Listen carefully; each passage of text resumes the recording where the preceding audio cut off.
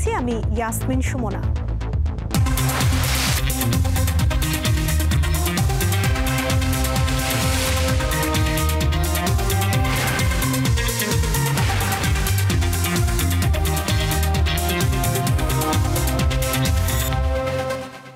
দেশে রপ্তানি পণ্যে বৈচিত্র্য আনার কোনো চেষ্টাই যেন কাজে আসছে না। এমনকি সরকারের উদার প্রণোদনা নীতি থাকা সত্ত্বেও রপ্তানি এখনও কয়েকটি নির্দিষ্ট পণ্য ও বাজারের উপরই বেশি নির্ভরশীল। পাশাপাশি ভূ অর্থনৈতিক সমীকরণ আরও জটিল করে তুলেছে দেশের রপ্তানি খাত। বিশেষজ্ঞরা জানান, পণ্যের বৈচিত্র্য সীমিত থাকলে বাজারের বৈচিত্র্য টেকসইভাবে বাড়তে পারে না। তাই অপ্রচলিত বাজারের জন্য নগদ প্রণোদনা দিলেও সামগ্রিকভাবে রপ্তানি বাজারের অবস্থান তেমন পরিবর্তন হয় না। বর্তমানে দেশের মোট রপ্তানি আয়ের ৮২%-এরও বেশি আসে তৈরি পোশাক খাত থেকে, যার ২/৩ বেশি দখলে ইউরোপীয় ইউনিয়ন ও যুক্তরাষ্ট্রের বাজার। সদ্য সমাপ্ত ২০২৪-২৫ অর্থবছরে রেকর্ড $৪৮ বিলিয়ন বেশি রপ্তানির মধ্যে এই দুই অঞ্চলে রপ্তানির পরিমাণ সামান্য কমে দাঁড়ায় ৬২%, যা ৩ বছর আগে ছিল ৬৫%। তথ্যপাত্য বিশ্লেষণে দেখা যায় রপ্তানিতে ৮ পণ্যের অবদানই বেশি। এগুলো হচ্ছে তৈরি পোশাকের নিট বা গেঞ্জি জাতীয় পণ্য, ওভেন বা শার্ট প্যান্ট জাতীয় পণ্য, হোম টেক্সটাইল, কৃষিজাত পাট ও পাটজাত পণ্য, চামড়া ও চামড়াজাত পণ্য ও পাদুকা, হিমায়িত ও জীবন্ত মাছ এবং প্রকৌশল পণ্য। নানামুখী প্রচেষ্টা সত্ত্বেও রপ্তানি পণ্যে কেন বৈচিত্র্য আসছে না, এমন প্রশ্নে বিশ্লেষকরা জানান, নীতি ও কাঠামোগত নানা সমস্যার কারণে পণ্য রপ্তানি আরও কেন্দ্রীভূত হচ্ছে। গার্মেন্ট ছাড়া প্রায় ১৪০০-১৫০০টা ছোট ছোট ছোট প্রোডাক্ট কিন্তু বাংলাদেশ থেকে রপ্তানি হয়, কিন্তু কেন ওইগুলো $বিলিয়ন চলে যায় না? একটা কারণ হচ্ছে যে আমরা যে শুল্ক নীতি করেছি, সেই শুল্ক নীতিতে দেশীয় বাজারে বিক্রি করলে তাদের মুনাফার হার অনেক বেশি। রপ্তানি করতে হলে মুনাফার হার কিন্তু খুবই কম। বৈচিত্র্যহীন রপ্তানি আয় কেন্দ্রীভূত হওয়ায় তা দেশের অর্থনীতিতে ঝুঁকি তৈরির পাশাপাশি হয়ে উঠেছে ভূ রাজনৈতিক চাপের অনুষঙ্গ। কিছু পক্ষ মনে করে যে পোশাক খাতকে অস্থির রাখলেই বাংলাদেশের অর্থনীতি ভঙ্গুর হবে এবং তাদের দাবি আদায় করা সহজ হবে। আন্তর্জাতিকভাবে বাংলাদেশের যে অর্থনৈতিকভাবে এগিয়ে যাওয়াটা অনেকে যারা পছন্দ করছে না, বিভিন্ন দেশ, তারাও অনেক ক্ষেত্রে এই পোশাক শিল্পকে দাবিয়ে রাখার জন্য নানাভাবে ষড়যন্ত্রে লিপ্ত। সবাই এটার মধ্যে হুমড়ি খেয়ে পড়ে। আর এখানে নানা রকমের আইএলও কনভেনশন, তারপরে শ্রম আইন, শ্রম অধিকার, এই সব কিছু মনে হয় জন্য এক পোশাক শিল্পকে কেন্দ্র করি। একটা পণ্যের উপরে আমাদের রপ্তানিটা ভরসা করা উচিত না। আমাদের ভালনারেবিলিটির ইস্যুটা আছে এবং আমাদেরকে বৈচিত্র্যকরণ করতেই হবে। অর্থনীতিবিদদের মতে, স্বল্পোন্নত দেশ থেকে উত্তরণের পর বাংলাদেশ আর আগের মতো শুল্ক সুবিধা পাবে না। তখন ভূ রাজনৈতিক চাপ আরও বেড়ে যাওয়ার আশঙ্কা রয়েছে। শাহরিয়ার ইমন, দীপ্ত সংবাদ, ঢাকা। দেশের বাজারে ফের স্বর্ণের দাম বাড়িয়েছে বাংলাদেশ জুয়েলার্স অ্যাসোসিয়েশন বাজুস। সবশেষ মঙ্গলবার ভরিতে ২৬১৩ টাকা দাম বাড়ানো হয়।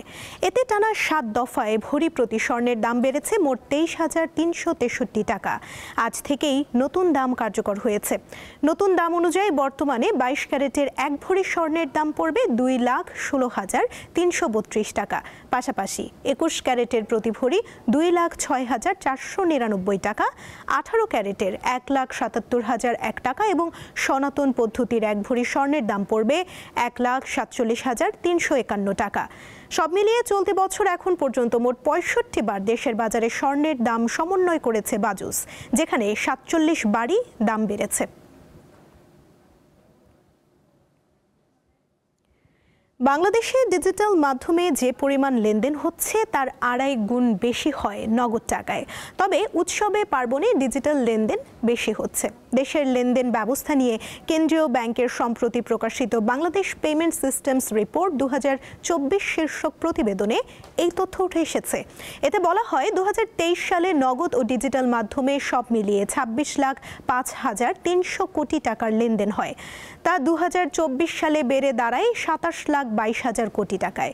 বাংলাদেশ ব্যাংকের প্রতিবেদনে আরও বলা হয়, মানুষ ছোট ও মাঝারি মূল্যের অর্থ প্রদানে ডিজিটাল চ্যানেল ব্যবহার করলেও বড় অঙ্কের ক্ষেত্রে এখনও নগদ, চেক ও কাউন্টার পদ্ধতির ওপর নির্ভরশীল।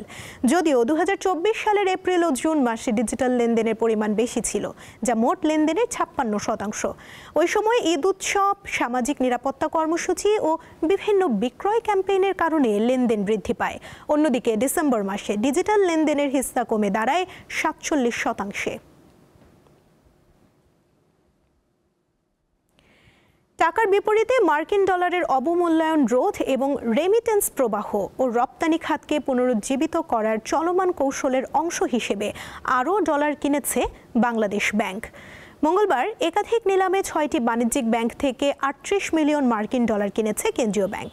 জানা গেছে, প্রতি ডলার 121.80 টাকা দরে কেনা হয়েছে।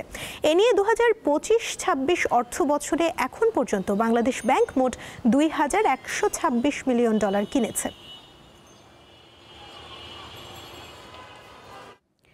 রাষ্ট্রীয় ও উন্মুক্ত চুক্তির মাধ্যমে কানাডা, মরক্কো, সৌদি আরব ও Karnaphuli fertilizer company limited KAFCO থেকে 1,30,000 টন সার আমদানি করবে সরকার।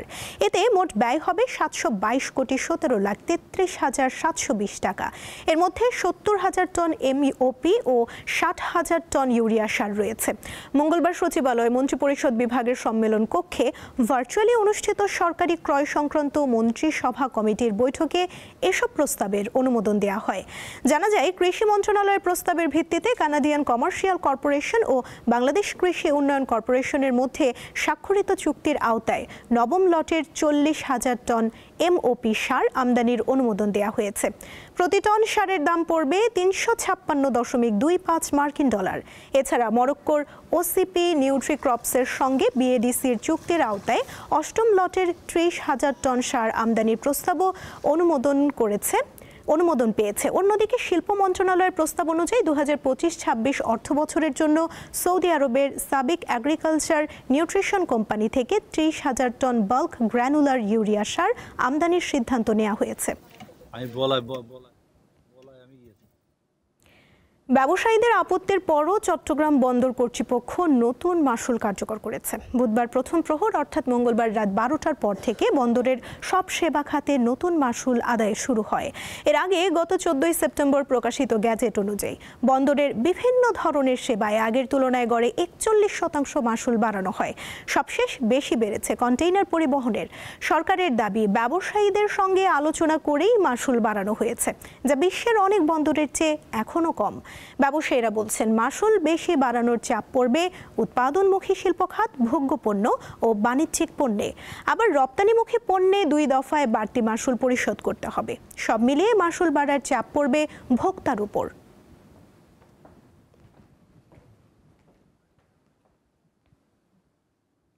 পণ্যের মানের সনদের বিষয়ে বিএসটিআইকে আরও বেশি আন্তরিক এবং সহযোগী হওয়ার দাবি জানিয়েছেন উদ্যোক্তারা। আর পণ্যের গুণগত মান বজায় রাখতে নজরদারি বাড়ানোর পরামর্শ ব্যবসায়ীদের। ক্যাব বলছে, সবার আগে ভেজাল মুক্ত করতে হবে বিএসটিআইকে। মঙ্গলবার বিশ্ব মান দিবসের আলোচনায় এসব কথা উঠে আসে। পণ্য সেবার মান উন্নয়ন ও তা বজায় রাখতে সংশ্লিষ্ট কর্তৃপক্ষ, উদ্যোক্তা এবং ভোক্তাদের সচেতনতা তৈরি করার লক্ষ্যে প্রতি বছর 14 অক্টোবর বিশ্ব মান দিবস পালন করা হয়। এ উপলক্ষে রাজধানীর খামারবাড়িতে আলোচনা সভা আয়োজন করে Bangladesh standards and testing institution BSTI. আলোচকরা বলেন, এমন কোনো পণ্য নেই যা দেশের নকল হচ্ছে না, ফলে সবার আগে পণ্যের সঠিক মান নিশ্চিত করতে হবে। বাংলাদেশের যে মান, এই মানটিকেও যখন এনশিওর করতে হয়, তখন কিন্তু আমাদের ইন্টারন্যাশনাল যে স্ট্যান্ডার্ডগুলো আছে সেই স্ট্যান্ডার্ডগুলোকে ফলো করতে হয়, তাদের সাথে আমাদের একাত্মতা পোষণ করতে হয়। পণ্যের মান সনদ আরও সহজীকরণ এবং নজরদারি বাড়ানোর দাবি জানান উদ্যোক্তারা। আমাদের জাতীয় সরকার তারা বিএসটিআইর পিছনে ব্যাপক বিনিয়োগ করেছে। এই বিনিয়োগ আমরা কাজে লাগাতে চাই।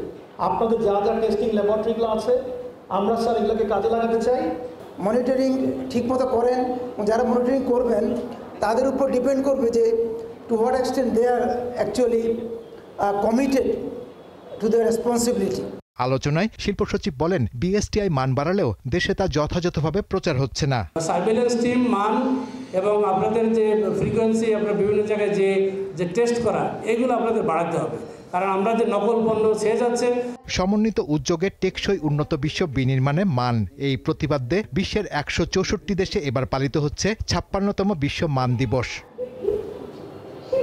শাহরিয়ার ইমন, দীপ্ত সংবাদ, ঢাকা। দিনাজপুর শহরের কাঞ্চন কলোনিতে গড়ে উঠেছে এক ভিন্নধর্মী বাজার, যার নাম বউবাজার। নারীদের উদ্যোগে গড়ে ওঠা এই জায়গা একটি পরিচিত নাম, যেখানে ক্রেতা বিক্রেতার বেশিরভাগই নারী। ফলে এটি শুধু বাজার নয়, বরং নারীদের অর্থনৈতিক ও সামাজিক ক্ষমতায়নের এক অনন্য দৃষ্টান্ত হয়ে উঠেছে। দিনাজপুর পৌর শহরের 2 নম্বর ওয়ার্ডের কাঞ্চন কলোনির এক কোণে প্রতিদিন সকাল 10টা থেকে দুপুর 1টা পর্যন্ত গৃহিণীদের ভিড় জমে। হাঁক ডাক, দাম দর আর হাসি আনন্দে মুখরিত হয়ে ওঠে পুরো বাজার। শাকসবজি, মাছ, মাংস, ডাল, চাল, মশলা, তেল থেকে শুরু করে কাপড়, জুতা সহ প্রয়োজনীয় প্রায় সব জিনিসপত্রই পাওয়া যায় এই বাজারে।